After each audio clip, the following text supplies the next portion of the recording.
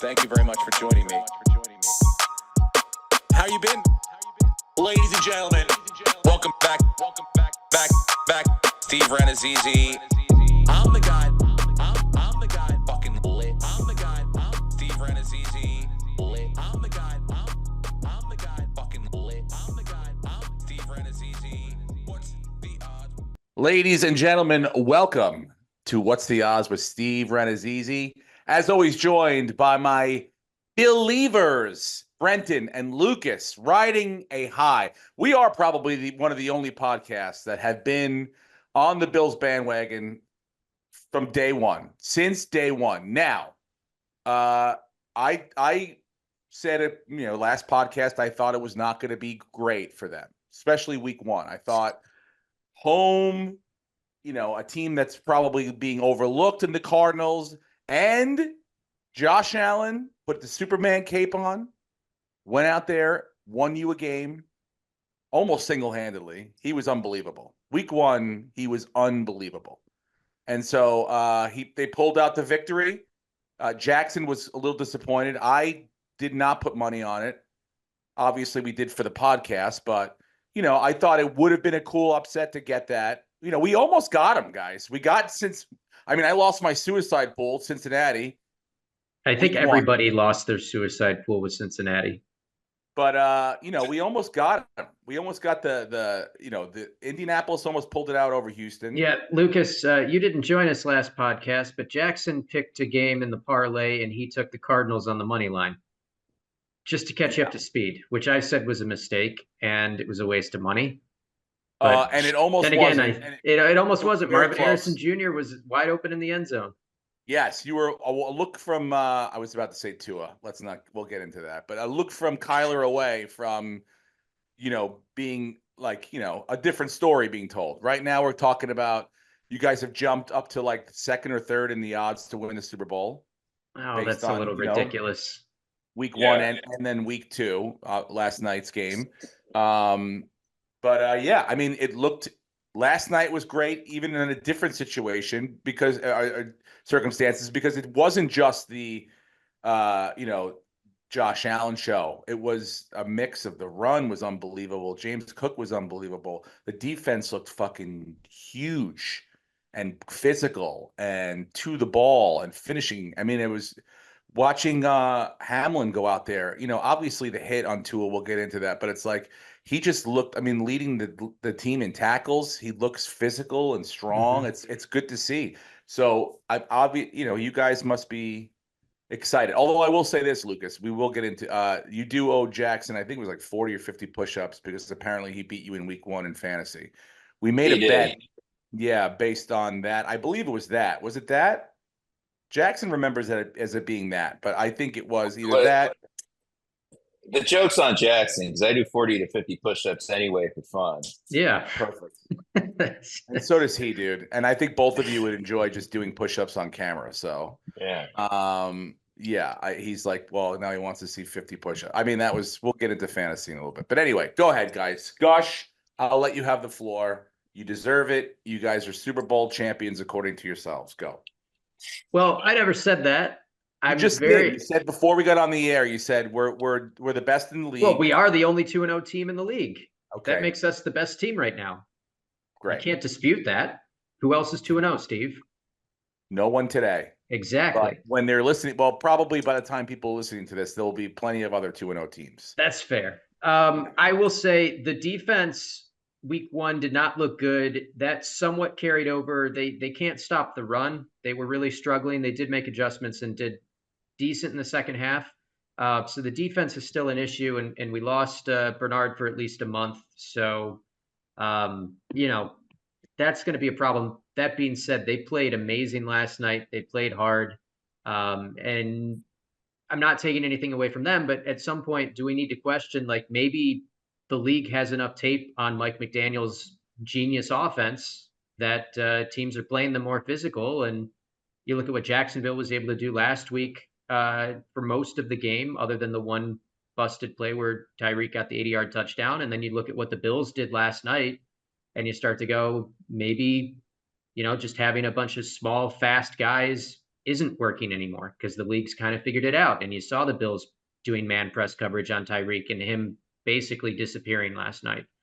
So again, not to take away from the defense, they played brilliant football, but I think Miami, obviously now with Tua being out again and possibly his career being over, really needs to question, is this the system that we need to run? Because they looked off. The clock management on McDaniel's part was horrible at the end of the second quarter. The 2-minute drill, like what was he doing? He had 3 minutes and what was it, 36 seconds with 3 timeouts in the 2-minute warning and just kind of meandered his way down the field, and they basically ran out of time at the end to kick the field goal. I mean, they have serious problems in Miami. As a person that took the over, I was not happy about the clock management or not scoring points at the No, end of the game too. I mean, you still hit the over. And let's keep in mind. No, I didn't hit the over. I took the over. What was the over set at? 48.5. Oh, and there was only 41? Yeah. It was 41. Yeah. Yeah. Well, so, I mean, I'm like, I really could have used a couple more scores. So that's my issue with clock management. Let's be honest too. If Tua hadn't gotten hurt, the Bills probably would have got there. It was on its probably way. would have put up more points because they basically, once that happened, you just kind of felt like Buffalo stopped playing. They were just like, okay, we're going to just run the ball and we're going to burn clock and then kick it back to you. Like we don't want to be disrespectful and we just want this game to end and no one else to get hurt. Like that was the energy. So yeah, I mean, Miami's got a lot of stuff they need to figure out. And again, we talked about it last year when they were featured on Hard Knocks. I don't know if McDaniel is a great head coach. He's a great offensive mind. He's a great coordinator, but it just seems like there's this hump that team can't get over. Yes, there is. I mean, I don't know if it's a personnel thing or, I mean, look, the defense did not look good. They have not filled in any of the gaps that they lost. Well, they lost a lot. Offensively. Yeah, they lost a lot of pieces and they didn't have anything to, I mean, look, they looked good last night running the ball, but that's because Buffalo's rush defense is not good right now. But they lost their 2 best offensive linemen as far as run blocking grades from PFF in the offseason. And week 1 against Jacksonville, I mean, between all those running backs, they only had 71 yards. Last night was a little bit of a different story, but again, you're playing a team that's not good against the run. Jacksonville is. And Miami just has not been capable of beating good teams other than Dallas last year for several seasons now. Lucas, do you feel like this is a situation that is it best case scenario for what you were hoping out of the gate? Obviously, barring the injuries and this and that. Is this the kind of start that you kind of anticipated or felt like it was going to happen? Or are you like, oh, this is what I thought? Or are you like, this is the best case? Like, as bad as it is for the Giants. This is the best. It is the best, yeah. It's the best. I got to say, like, as a fan, it's really great to see Josh Allen not have to play great. And they one-handedly. Like, he had 139 yards passing and a touchdown. Tree made a great point last night that he was saying, he's like, now that you don't have like a true like number 1 wide receiver, he can pretty much choose to throw the ball to whoever's open, whatever option is best, not necessarily having to like funnel it into one person. So I think that kind of, and that is, that does open up, he is a very, very good quarterback as far as making reads and figuring out defenses and scheme stuff. Yeah, he picks up, he makes turnovers and he throws picks but those are more trying to force balls into situations. He doesn't have any picks. He only has 1 fumble on the season. But that was his, that's it's been a knock on him. Yeah, they wouldn't have been in the situation they were in if he didn't turn the ball over in week 1 early on in the first half. He wouldn't have had to play. Can we go back to how bad that roughing the passer call was that gave Arizona the first touchdown?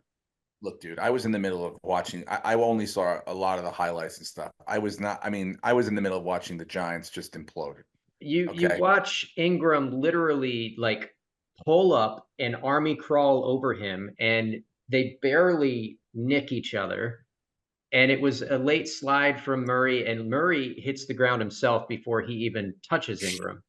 And it's just one of those annoying things where they go, "Oh, that was a bad call. Let's bring in Gene." And Gene's like, "Yeah, I don't know what the refs saw because this was bad." So they went from kicking a field goal or being forced to kick a field goal to getting a 1st and goal and scoring a touchdown.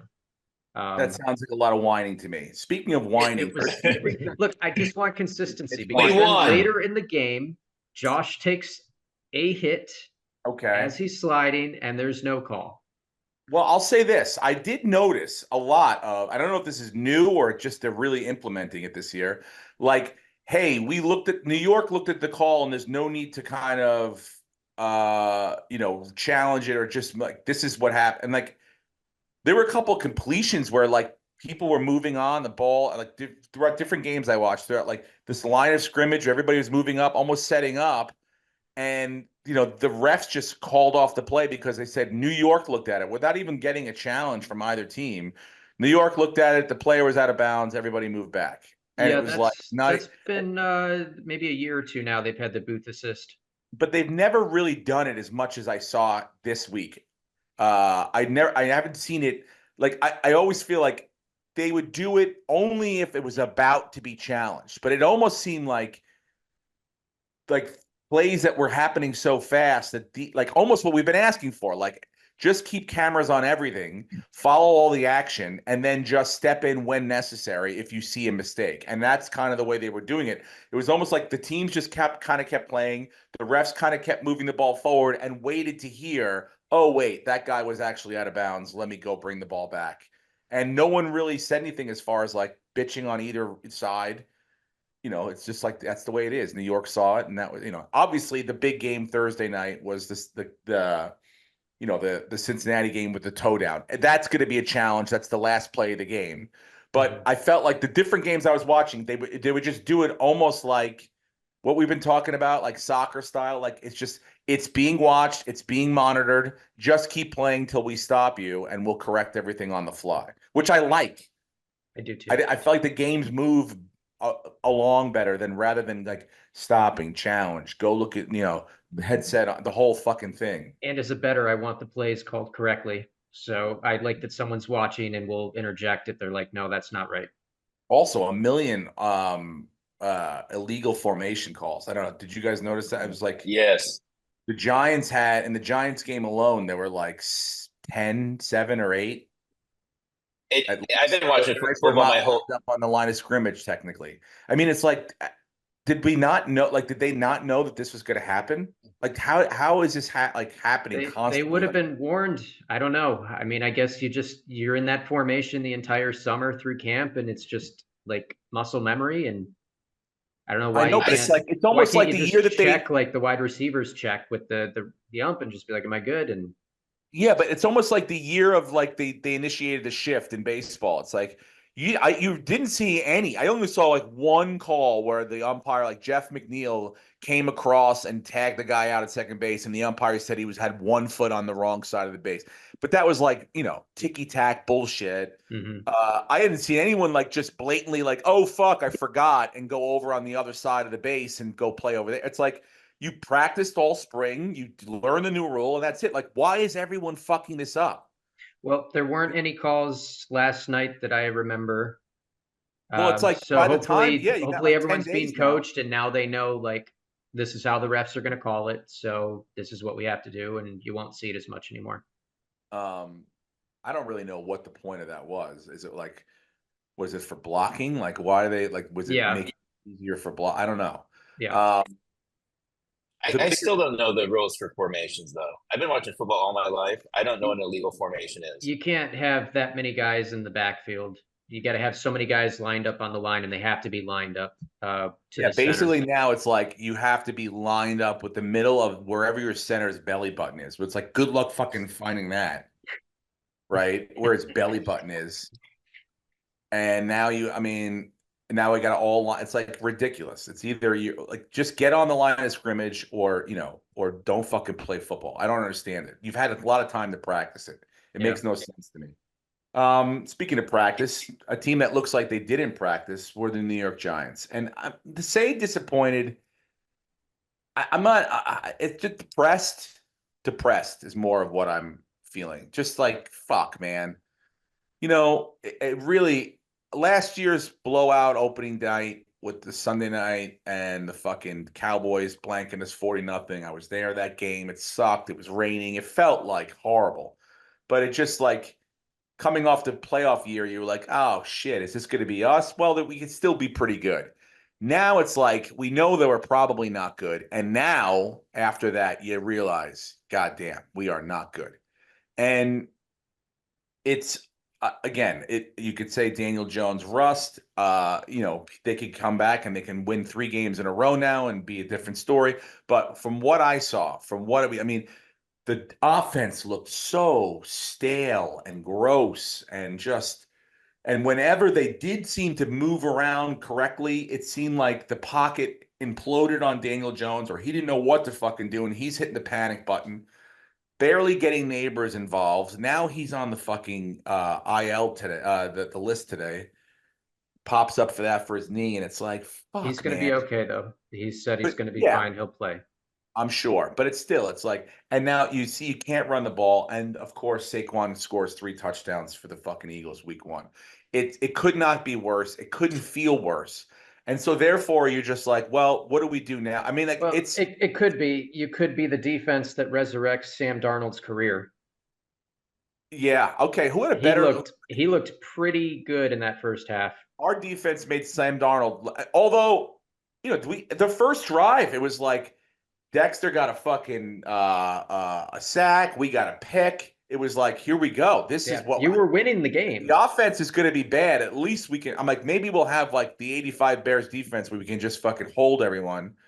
And then, then Sam Darnold just turned around and made, 11 passes in a row. Everything looks great. Everyone's fucking firing on all cylinders for Minnesota. And I'm going like, this wasn't even the guy that's supposed to start the season. This was not really their intended plan to have Sam Darnold. At least I don't think. I think it was going to be JJ. No, they were gonna. Sam Darnold was gonna start because their schedule at the start of the season for like the first 6 weeks is pretty brutal. In any case, he looked very polished. JJ had a bad camp. There's a lot of news out of like the voluntary camp that he did not look good. He wasn't grasping the playbook. So they were going to bring him along slowly, and he was probably going to take over halfway through when the Vikings were, below 500. Well, our quarterback sucks, dude. Is Dable on the hot seat? Dable's on the hot seat, and I'll tell you why. I'll tell you why. He's not playing nice with the press, and nobody wants to answer these questions. The New York press, when you're Kayvon Thibodeau and you have 0 sacks, they're going to ask you why. I mean, 0 tackles. How does one of our best defensive players not have a single tackle? How does that happen? And when you don't want to answer questions like that, I understand, but that's what you get playing in New York. Okay, it's a suck fest. We're all gay for you when you win Coach of the Year and we make the playoffs and Dable's the best and everybody and then he believes the hype and he goes out there and now it's that untouchable feeling where it's like, well, just because things aren't going right, you can't question me. Yeah, that's what you haven't earned that at all, dude, at all. And Dexter Lawrence, that's one thing. He can kind of talk about the fan base booing and this and that, but like Kayvon Thibodeau, it's like we've had too many problems with this guy as far as running your mouth. It should just be we suck today. We'll get better. And I understand why the boos come. They booed him on the 3rd series of the fucking season because it's 3 and out, 3 and out, 3 and out. Can't run the ball, right? Can't complete a pass. The pick 6 was a fucking embarrassment, dude. Yeah. That's just how are you not watching? Like that guy, Van Ginkel watched film all week long. I knew that fucking screen pass was coming. That was not like a guy made a freak. Like he knew that was coming. He put it right in his fucking chest. Yes, a lot of guys might not make that play, might drop it, and he did a great job. But like, that's just fucking scheming, bad planning, bad scheming. Another former Dolphin that they're probably missing right now. Van Ginkel looked really good. And let me tell you, if it continues like this and they can't run, you know who else is going to be on the hot seat is Joe Shane, because as well documented, John Mara wanted Saquon Barkley. He wanted it. He did not want him to leave, and he especially didn't want him to go to fucking Philadelphia. Okay. Yeah. And Joe Shane talked him into it, probably rightly, economically, what's best for the team. We can make this work without him. We shouldn't invest all these resources, blah, blah, blah. But when all the resources you invested and the direction you chose to go in and not defy your owner in a way, and now we're going down this road, and the other one you can see is fucking like if they had to pay Saquon $2 million more a year, they probably could have got him. And at least they would have had something. I mean, maybe not 3 touchdowns, but the running game could have. Who knows? It But would have he been a more made competitive game for sure. he made a decision, and week 1 it didn't work out. But if it continues down this path, it might be clear the whole fucking house, which is like, oh my god. Well, this is what I wanted to get to then. Doesn't that excite you though, knowing that Vrabel and Belichick are available?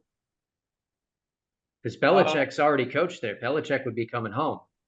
Yeah, I know. Yes, although it's like I just hope I really want like a young GM. I mean I like Joe Shane, but I don't want like a Belichick, doing the groceries, buying them and making the meal too. Like I don't really trust that. I'd love to have like if you kept Shane and you brought in Belichick, maybe I don't know if that would work out, but like it is a situation where it wasn't like we lost a close competitive game or we didn't look great, but it was 2 teams that both looked rusty. It was like, dude, they were no better than we were. They on paper, talent wise, they have Justin Jefferson and but like they figured out a way to double Neighbors so that he couldn't get everything he wanted to get or in situations. And we could not figure out a way to double and make sure Justin Jefferson didn't get the ball in big situations on our side. So I wasn't really impressed with the defense at all. I know the new guy Shane, whatever his fucking name is supposed to be great with the run, but it's like we didn't stop the run. Couldn't stop Sam Darnold. We made Sam Darnold look like a fucking like Aaron Rodgers in his prime, and it sucks. So, Steve, it was what? Are you rooting for the draft pick now? Well, this is my point now. Okay, the writing is on the wall. Okay, it is week 1, right? But so now you're playing Washington this week. This is a very winnable game. I know, but when you have a talent the Giants have, right? This is not a 18-game season. Okay, this is a 4-game season. All right, you got to be 2-2 to be able to hope to make the playoffs. Okay, at least. If you're 0-4, well, it's time to lose every game now. I don't want to sit there and try to battle out fucking wins against teams that we should lose to in the end of the season and then drop down 5 or 6 draft picks like we did this year when we could have had fucking Caleb Williams. Well, like what? How big did maybe not, but how big were the wins against New England and whoever else we beat in the last Chicago, was it maybe last year, that we could have had fucking one of the guys. Well, watching Jaden Daniels, I don't know. Not going crazy because they got their quarterback. No. You didn't watch the game. If you think Jaden Daniels looked like a good quarterback week 1, he could not throw anything. He was very timid. The only thing he could do is run, but the guy's small. He's like, Lamar Jackson, a little bit thinner. He's going to get hurt if all he does is run. He could not throw a fucking thing. He looked really bad. So I think, obviously we got to let a few games play out and see what he can do. And you're going to get to see him, very close this week. But if he looks like he did week 1, you're going to be like, okay, yeah, he's not the guy we wanted either. I would bet right now that he is more a boom than like a Dwayne Haskins. Who was the guy that got hit by the tractor? Their old quarterback. Remember they drafted him. I don't remember that. Washington. Remember Ohio State? And then Dwayne Haskins. Yeah, and then he got hit by a bus or something. Yeah, like a car or something. Yeah. Well, but if he looks like he did this last week, I'm telling you, you're going to be happy that you didn't take him. He's got to figure out how to throw the football. Well, Daniel Jones they might hit him with a bus outside of Giant Stadium. I saw that he has more since that extension. He has more pick sixes and touchdowns. Yeah. He's thrown more touchdown passes to the other team since he signed his contract than he has to our team. It's going to be like when they score a touchdown. So why Because don't like they, Tyrod Taylor, I mean, I watched Tyrod Taylor after they took out fucking Aaron Rodgers, the Jet game, and I was like, oh my god, we should have put all our money into Tyrod Taylor. Because it's like after you see this, if this first half this week looks like it did last week, they gotta have to pull fucking Daniel Jones, and then you got to throw Drew Lock in there and hope it that you pick the right backup. Like well, why not go Shane, get Tannehill? you know why? Because Miami's got to go after Tannehill now. You're gonna have competition. I'm shocked Miami didn't have a better insurance policy. I Skylar am Thompson too. played Buffalo in the playoffs very competitively, and he's not a bad quarterback. He just obviously didn't get any reps this week and was kind of thrown into it in a very emotional game where they were down 3 scores. But he still kind of moved the ball against the Bills. I don't think he's as bad as backup quarterbacks go. I think they could do way worse. But they do need to go and sign somebody. But to Lucas's point is that when you realize that like the injury that occurred to Tua is something that you had to see the writing was on the wall that could be it's almost like the reason if you looked at the Giants this year, like we have to get a very capable day one starter in case Daniel Jones doesn't come back. Remember they were saying from his ACL, whatever. Now, I wish he did not, but they did, and they hopefully have, but they knew that was a situation. Like they knew that was something a point of importance for the team. I am surprised that they don't have the same kind of game plan in place, just based on his injuries in it alone. I think they thought they got away with a healthy last year, a complete season, and that was it. Everything's behind them. But dude, I mean, 3 concussions in 1 year and bad ones. You got to realize you got to have someone that's and like now, like you said, they don't even know. They don't even know how long he could be out for. So yeah, they got to find someone to go play next week, but now they got to go find someone to maybe play for a while. Well, that'll be Skylar Thompson. They'll sign somebody off the street just to back him up and have some competition, but it's going to be Skylar Thompson, and he'll do fine. It's a good system for quarterbacks. They've got a lot of good skill position players. Like whoever, it will be Skylar this week for sure, but whoever is that guy going forward will look pretty decent behind, Mike McDaniel's thing. I mean, I didn't see the play. I should say he'll put up stats. They may not win games, but he'll put up stats. Yeah, I mean that defense is bad. Mm-hmm. That defense is real bad. So they're going to have to get better on that end. They can put up 30 points a game. They're not going to beat anyone with that defense.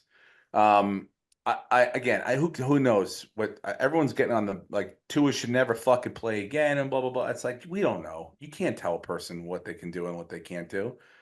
It looks terrible. You feel horrible. Yeah. It sucks. It didn't even look that violent of a hit. So you wonder. It was a clean hit, and it was more Tua delivered the hit. It was more Tua delivered the hit than received it. The problem is he led with his helmet. And again, he should be sliding. He's a tiny guy. I don't think people realize how small he is. Did you see when he was like walking to the sideline with McDaniels next to him, how they were almost the same size? Yeah. No, he's not Josh Allen, who, by the way, should be sliding too. Yeah. Well, Josh did yesterday. He did. He didn't really run much, but when he did, week 1 he dove into the end zone. That's because he had to. If he has to win a game, he's going to do everything he can to win it. But last night, but I mean, what I'm saying is like this was a 4th down for Tua down, a score. Yeah, but he got past the sticks and he had plenty of time to slide. He chose to go head first.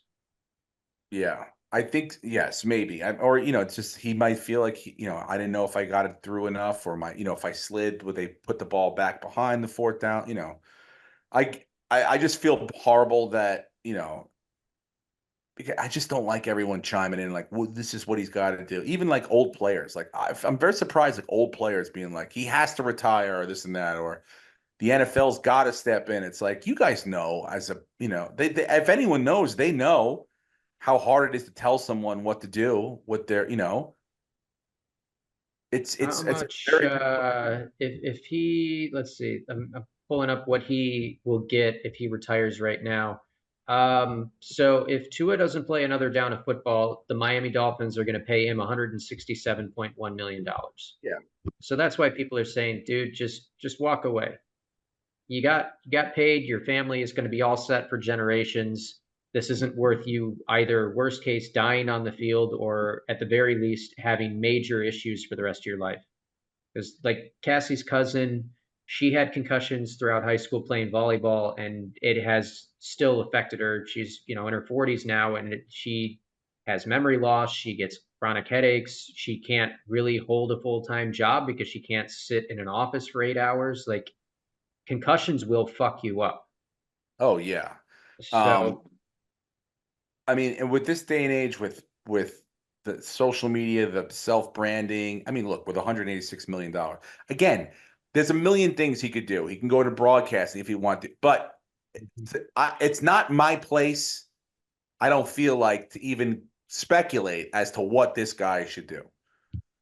That's what I feel like, and no, no, it it's seems his like, decision.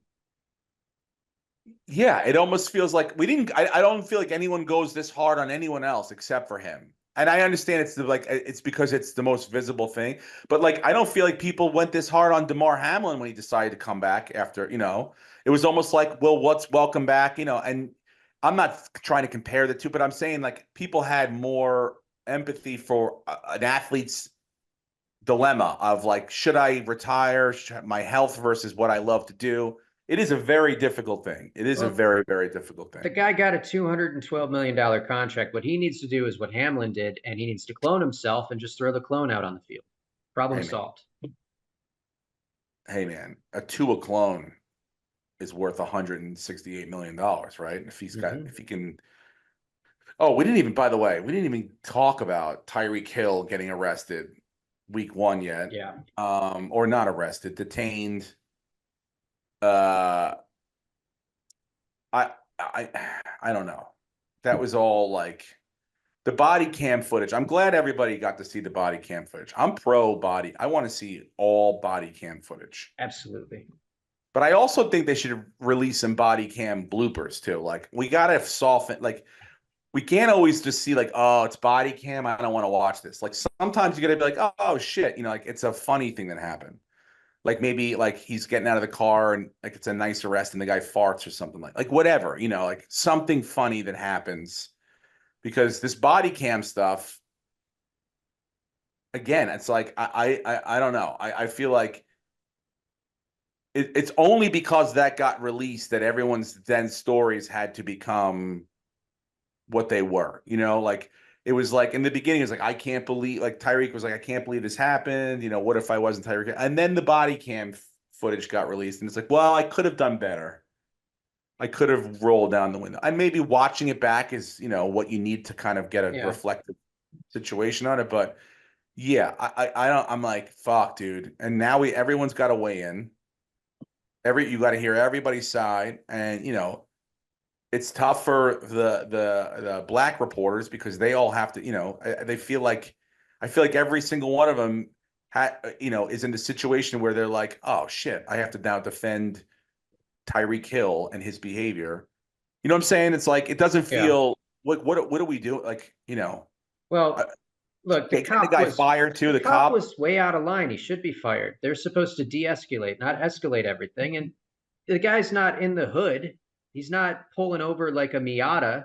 He's at the gate of the stadium, and he's pulling over a $500,000 car. Tyreek was rude. He should not have behaved the way he did. He was disrespectful. But that guy went fucking ballistic, and he shouldn't have done half of what he did. And Yeah, you know who it is. He's the guy that you're stationed there to help him get into the stadium. So why are you can't behave that way and give that guy a gun. He should be fired. Yeah, but Brent, this was different. This was like this. I mean, from what I gather, it wasn't like a Scotty Scheffler thing where he just didn't know which way the traffic flow was going. I think he was like speeding and shit, He was ripping. speeding, but they said, Yeah, when initially they said he was speeding, we all assumed, oh, he's going 100 plus miles an hour. The ticket, they said visually, so they didn't even put a gun on it, was about 60. So he wasn't going crazy fast, and he didn't have a seatbelt on. So yeah, Tyreek was in the wrong, but the problem is this officer did not de-escalate anything. He made it an issue. And then when Jonnu Smith pulled over to try to help and go, hey man, it's Tyreek, what are you doing? Go easy on him. Then the guy wanted to go over there and arrest him and put him on the ground. Like, it was just, you can't do that, especially considering where you're positioned. You're not downtown Miami and you don't know who these guys are and you don't know what the situation is. And if your safety is being compromised, you are at the gate of Hard Rock Stadium, and these are the literal players that are going into work. Again, you are right. And I feel like you have to have, as a police officer, just because someone is shitty with you doesn't mean that you can get shitty with them. It's almost like the way you are, like it's customer service, dude. You can't work at McDonald's and say, yeah, man, go fuck yourself. I'm not doing that. You have to just be like, yes, sir, I can supersize it. Athletes have to sit there and, when the guy's in left field and everyone's yelling, your wife's a cunt and blah, blah, blah, and you guys suck. You just have to sit there and, you take, I mean, look, a lot of guys lose it a little bit. And, what's his name on the Red Sox turned around and called that one guy faggot. So like, whoa. Well, LeBron had that lady thrown out. Yeah. So yes. So sometimes, but for the most part, it's just like this is the con of your job. So to the cops' defense, dude, when you roll up to someone and you don't know, like a tinted window like that, and you won't roll it down, it's like, again, I don't know what you have on the other side. He knows who he is. And he said, like, I'm putting my window up because there's fans walking by. He doesn't want them all taking their phones out and putting it on him. He knows. I don't think he did know. He did know who it was. So if he doesn't know, then he should fucking know who the star player of the team. What, the cops should go get headshots of all the fucking players? He's protecting the entrance of the stadium. It's a high-profile event. But there's a point in the The video guy's driving a Ferrari. He's not driving a shitty car. You know who he is. Even if you don't know who he is, you know who he is. This is not a situation where your life is in danger and you need to escalate anything. But like Tyreek's press conference, where it's like, if I wasn't Tyreek Hill, it's like, well, if you weren't Tyreek Hill, you wouldn't be driving a $500K car. Yeah. But again, like, and don't tell me you don't want attention. You have to be level-headed to be a cop. You can't just immediately like, okay, guns out and get on the ground. Get on the fucking ground. Like, dude. Take a breath and relax. He was not doing anything other than being rude to you, and you went on a power trip. Tyreek should apologize for his behavior, and this cop should be fired for his. And he should get his tickets. He should get a speeding ticket and a seatbelt ticket. Oh, I thought you meant tickets to the games. No, yeah, that's what I thought too. No. Like a luxury suite? Yeah. You're fired from your job, but you have lifetime tickets to the, I don't know. Yeah. Now you're going to learn who the fucking players are. Look, yeah, it was ugly, dude. It was fucking gross. Who was the biggest surprise to you week one? What team were you like? The Bengals and how bad they were. Okay. Because you've got a team full of guys that are screaming to pay me, and then none of them went out and did their jobs. Well, one of them really didn't practice at all, dude. And I understand you could stay in great shape even if you are an unbelievable world-class athlete. You know, Trent Williams is the only person I know that can just pick up off the couch and then go out and play every single play. I mean, he had to come off and had to get some IVs at the end, but after they were done kicking the fucking Jets' ass. Yeah. But, you know, at a position where you got to go run and beat players and go downfield and, you know, take hits. Yeah, I understand that Jamar Chase wasn't going to be, and that, look, it's he didn't play bad though. He's not so much that I was talking about. There's a few guys on defense that are crying about money. Higgins, he had to come out and publicly say, I'm not faking my injury because I'm not unhappy with my contract. I'm really hurt. Like, he's not there. But Joe Burrow did not play good at all. Joe Burrow did not look like the guy that they did pay. He looked more like Daniel Jones. He was closer to Daniel Jones than he was to Josh Allen. On the dump offs. And it's tough for them because it doesn't get easier for them. They got Kansas City this week. Yeah. So again, they're a team. Look, I'd much rather I have Cincinnati as my team than the Giants, but they're a team where it could get fucking, it could be late early if you don't start turning this thing around. Yeah. I mean, you can go 0-2, but I would highly recommend, if you didn't watch that game, to go watch the Gesicki overturned touchdown. We probably could have saved our survivor pools. It was a touchdown catch. I don't know why they overturned it. And then the next play, it was their other tight end. For whatever reason, he's running with the ball towards the goal line and like has it up here, like he's like trying to do like a thing, and it gets knocked out at the goal line. They probably still should have won that game. They had opportunities. Was New England as bad? Were they better than? No, New England's a bad team. This was a total. Okay. This week one, watching all these teams that had players that just didn't play in the preseason. This was maybe the sloppiest week of football I've ever seen in my life. They were so many teams that just were not ready and did not play good football. And that was on both sides of the ball, offenses, defenses. It was very, very bad. And maybe that's why we had so many illegal formation calls. The Bengals were just atrocious. The Patriots were exactly what we think they're going to be. Ramondre Stevenson looked pretty good, but Brissett is not good. The Patriots don't really have any wide receivers, and their defense is so-so. The defense got really lucky on 2 occasions where, they were able to get turnovers down near the goal line. So it could have been a very different outcome, and I wouldn't expect New England to keep riding this wave. They're going to get their asses handed to them a bunch this year. They're one of the worst teams.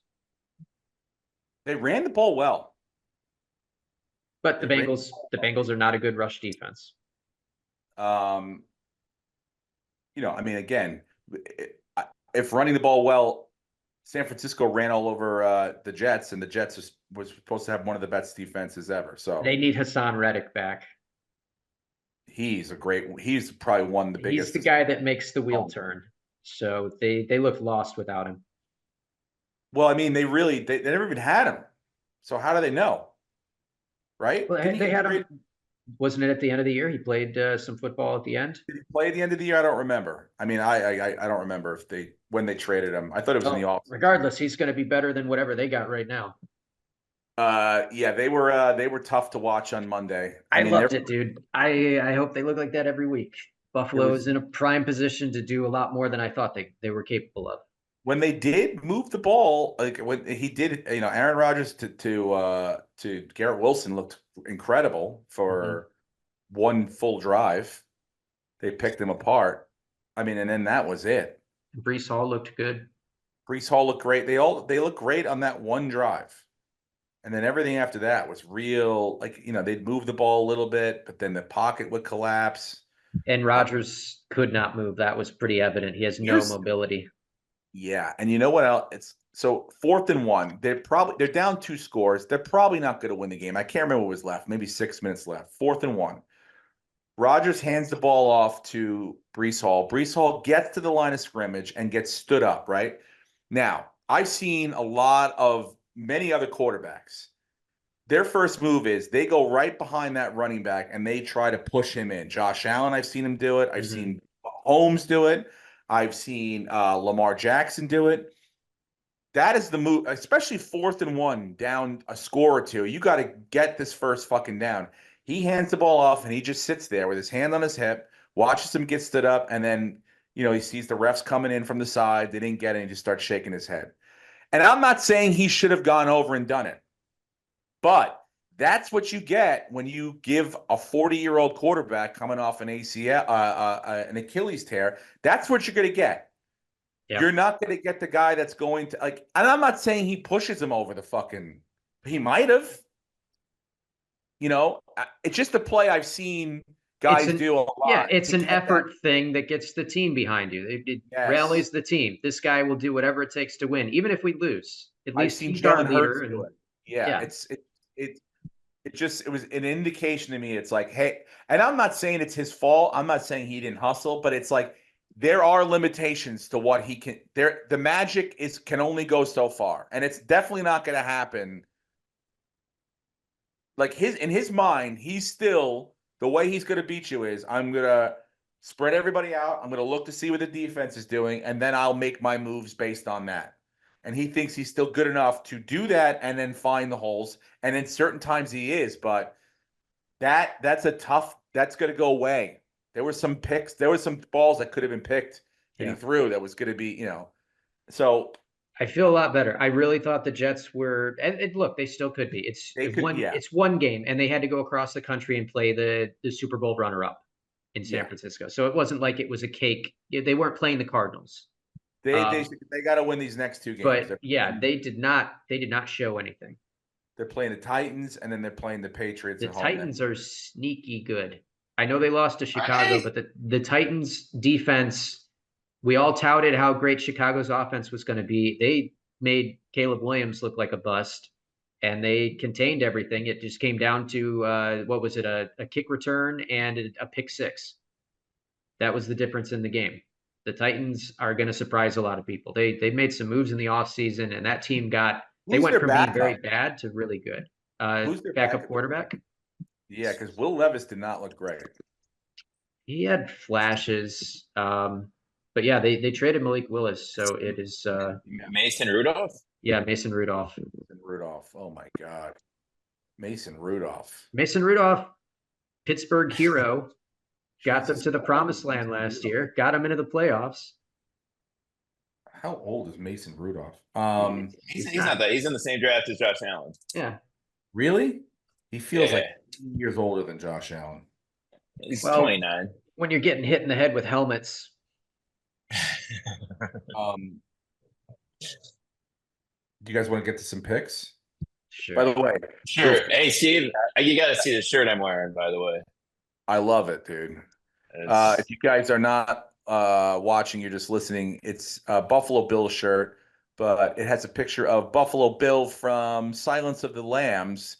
That iconic shot where he has the robe draped across his arms and his cock is tucked between his legs so that he just has a man pussy. And it's beautiful.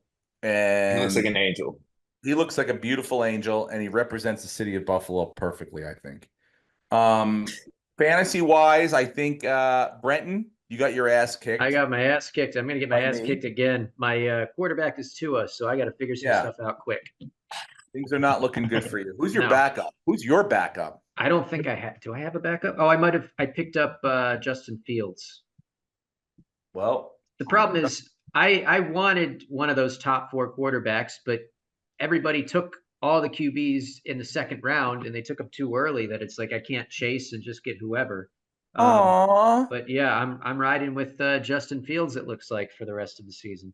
Well, I think so is Pittsburgh. I agree. I think this whole Russell Wilson injury thing. Well, that's Arthur Smith, and I think Tomlin's going to squash that and go, look, dude, the personnel that you're putting out there, the play calling, let's play to this guy's strength. When he does things that he can do well, he's elite. He's a top 5 guy.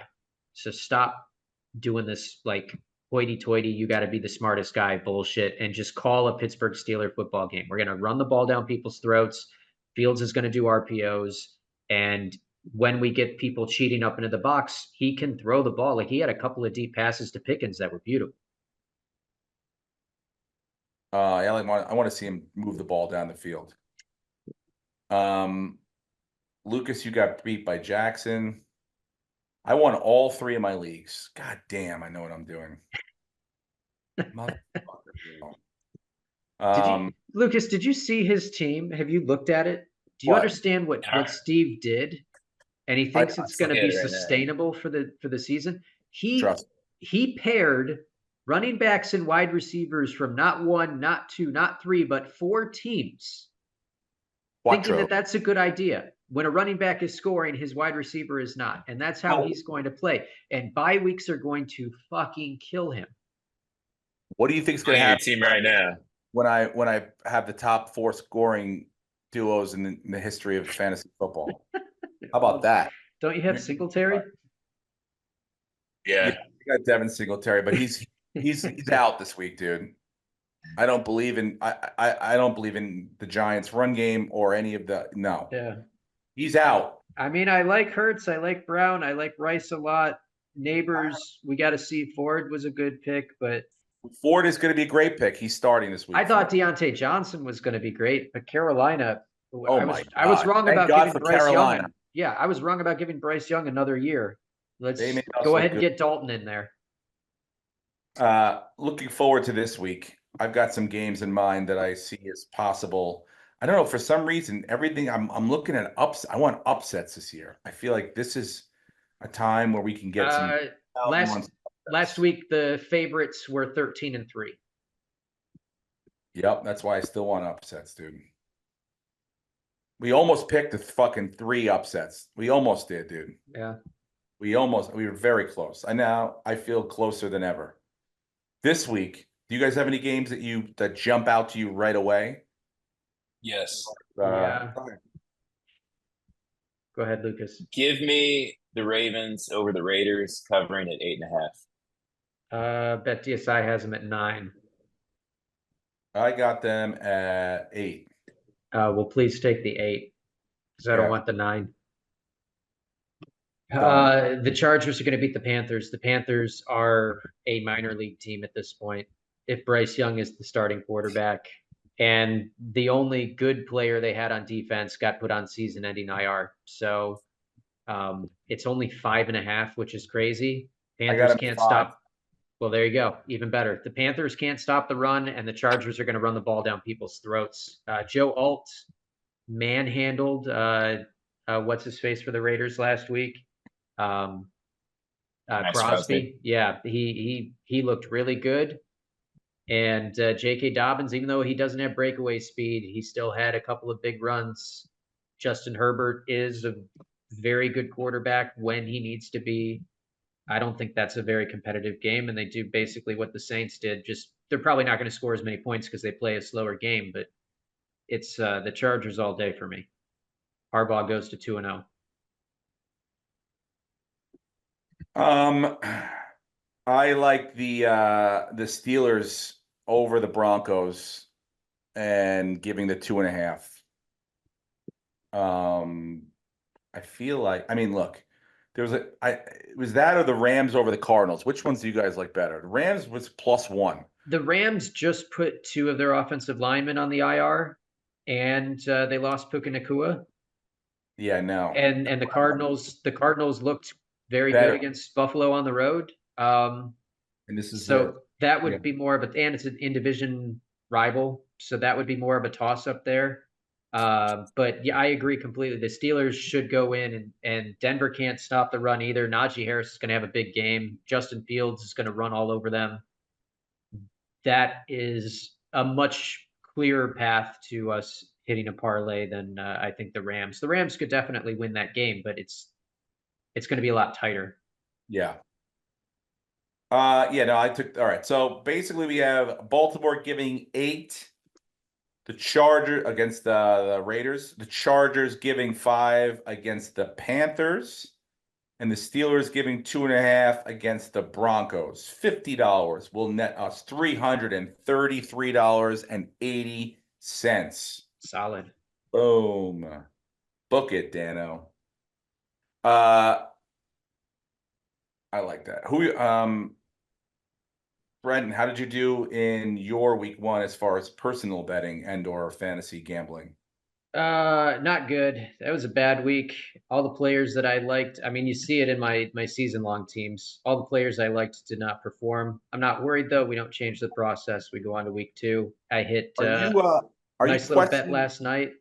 So what'd you get? I like to play Thursday night games. You look ahead and you see how running backs are used on the Sunday previous to the Thursday, and typically you can tell, okay, they didn't use this guy at all, so he's going to get more runs. So I put a lot of money on Ray Davis going over 9.5 yards, and he hit that in the second quarter because they just didn't use him at all against the Cardinals. Did you feel like, do you still trust these injury reports based on the fact that no. You can't trust the injury reports. Schefter is basically the only guy that you can really look at and go, okay, that's what's going on. Because McCaffrey, I mean, everyone sort of I was surprised he didn't play. Were San you not? Francisco should be fined. They should have That's what I'm draft picks saying. taken away. Like Shanahan's doing all this shady stuff, and it's like you don't need to do that. You could have said Mason is our guy and he's starting because McCaffrey's not ready. You could have said that on Friday, and it wouldn't have mattered. So I think the league needs to investigate because they're not reporting anything. That being said, I did not take McCaffrey, and I had opportunities to take him in several drafts and a lot of times in best ball, and I just didn't take him because I don't trust that he can stay healthy. And now hearing that it's like chronic, what is it? Some kind of chronic inflammation in his calf or his Achilles or whatever. Like that's bad fucking news. It's not even just him going out on the field and pulling something or getting hit wrong. That's like, you know, that's shit that you can't really rehab and control. You just got to wait it out. So he's probably not playing this week. Maybe he does. He's been limited in practice, but this could be a thing that lingers the whole season, and we could get half of the season out of him if we're lucky. Yes. And that's why it was like very risky to take, him for at 1. Everyone took him at 1 because he had such a healthy year last year and stuff. But again, I don't understand it either because everyone's excited, like, oh, he's the best fantasy player. He wasn't the top scorer last year. Josh Allen scored the most fantasy points. And then if you go, okay, well, that's a quarterback, that doesn't count. Okay, CeeDee Lamb was then the next highest scoring guy. He wasn't even the top position scoring player in fantasy football. So why was he being touted as number 1? If it's because, oh, he's on a good team, then it's like, oh, yeah, that they have other guys they're going to feed the ball to as well. It's not like he's the only guy. CeeDee Lamb is the only guy. Did he score this week or last week? I was eating dinner during that game. He had a decent week. They didn't really have to do a lot. What was this week? I don't know if he got in the end zone. I know Cooks got a touchdown, and the defense played really well. But they were also using him to run the ball. He looked like a Debo. They did probably 3 or 4 end arounds with him. So he had 10 targets, which is very good. He had 5 catches for 61 yards. Now, keep in mind, even though the Browns were disappointing, that they do still have a very good defense. And he also had 3 rushes for 25 yards. So he didn't score, but he put up a decent week 1. He put up a better week 1 than Christian McCaffrey. Yeah, I mean, yeah. But they keep scheming the way they're doing. Shanahan, I mean, their blocking scheme was unbelievable. You could have you could run for 100 yards behind those fucking. Yeah, so they'll be fine. But I mean, if they lose McCaffrey, they're on their 3rd running back and potentially 4th running back. Because even Mason after the game, he was like, I don't know how Christian does this. It was a lot of carries. It's a lot of punishment that your body's taking. Speaking of people taking body punishment, shout out to Shannon Sharp. Oof, he had a week, huh? Lucas, did you hear about Shannon Sharp? Oh yeah. Oh boy, fucking on Instagram Live. And apparently what I love the most about it is Michelle Beadle had to come out and say that this was not her that was fucking Shannon Sharp, although because apparently the woman's name is Michelle that he's fucking. The breakdown that he did with Ocho Cinco was amazing. Ocho Cinco breaking down his moves, and he's like, you're a little out of breath. We got to get that cardio back up. Shout out to Shannon Sharp just for owning a bad situation. I got to say, that's the way to handle it. Mm-hmm. It's not like, oh, like fuck, it was my phone got hacked or someone grabbed. It's like, nope, I just made a big old stupid mistake, but good for him, dude. Good for him. Hey, man, you keep your body in that good a shape after you're done playing football, you should be fucking, right? Come on. You think he takes that low T stuff? Is he in the commercials yet? He's not yet old enough to be in those ads. He should now. He's old enough. I like the conspiracy theories, though, that he just planted that so people wouldn't think he's gay. Oh, really? You read that, right? No. I've heard that rumor floated around for.